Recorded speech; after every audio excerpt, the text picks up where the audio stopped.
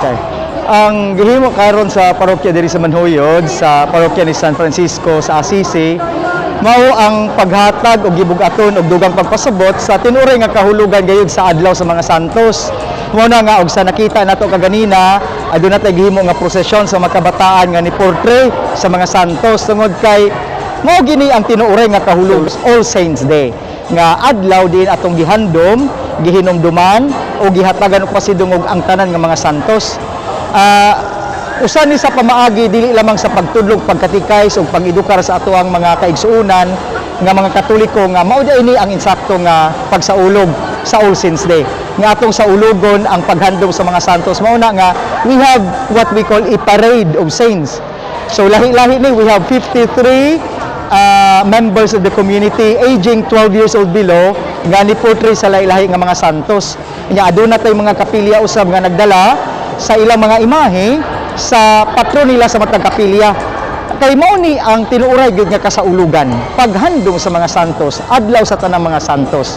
Nya this is also to combat sa usa ka practice karon nga magsaulog sa Halloween or All Saints Day nga maghimog mga costume nga iya sa mga dili maayo nga mga panglantawan, mga demonic costume. Dili gini siya pagtulunan sa Katoliko. Kay dako ni siya nga salikwaot sa tinuray nga kahulugan sa Halloween, which means holy or sacred o balaan. The word Halloween does not mean scary or creepy. It means holy. It means sacred. Adlaw sa paghandom gini sa mga santos. So mao ni ang gisaulog nato karon sa parokya sa Manhuyod nga nag-costume og mga imahen og balaan nga mga tawo kini ato mga kabataan karon. So mao ni ang ato ang pagpahinumdom ug pagpasabot nga ingon gyud unta niini ang pagsaulog nato sa adlaw sa tanang mga santos. Ang All Saints Day mao ang November 1. Ang All Souls Day ang November 2, ang paghandom sa tanan nga matay.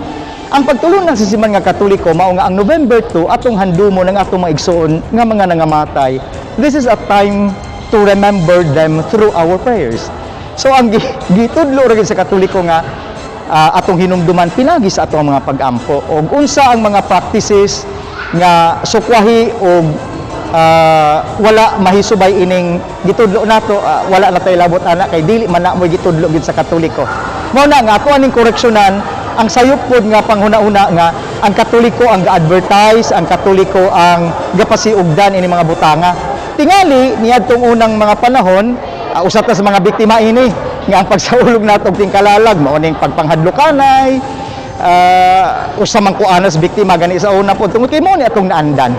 So posible tingali nga naay gamay nga sipyat ang simbahan kay tingali wala na itudlo kaniadto, wala koreksyon o posible nga gitudlo sa simbahan pero wala pud ta maminaw ug mopatalinghog niini.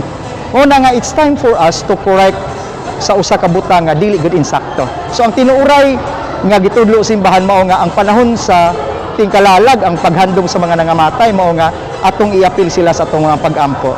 Maura gina ang atong butang nga ikatabang, maura po na ang butang nga gikinahanglan sa mga nangamatay. Mao na nga og mga adlaw mangadto sa sementeryo, mag-ampo, mga liya para sa pahulay nga dayon sa mga kalag, dili tungod kay mangadto sa sementeryo kay maglipay-lipay, maglingaw-lingaw, maghudyaka, mag-inom, wala ginaylabot sa official nga pagtulunan sa Katoliko mahitungod sa adlaw sa mga nangamatay.